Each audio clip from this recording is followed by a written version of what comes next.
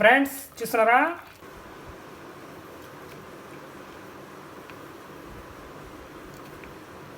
టమాటా 2 నుంచి 3 వేసుకోండి. సో మిర్చి ఫ్రెండ్స్ చూస్తున్నారా, రుచి కోసం చిన్న కొబ్బరి ముక్క తురుము వేయండి.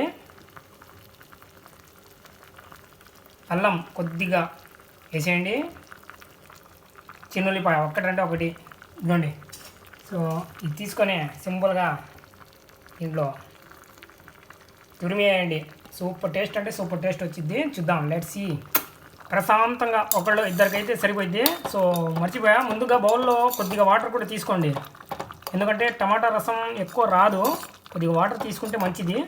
ఒకసారి చూసుకోండి, ఉప్పు కారం సరిపోయిందా లేదా అనేది చూసుకొని ఒక 20 నిమిషాల తర్వాత మెత్తబడ్డాక, అంటే టమాటా మెత్తబడ్డాక తీయండి. అంతే, గుమ్మలాడే టమోటా.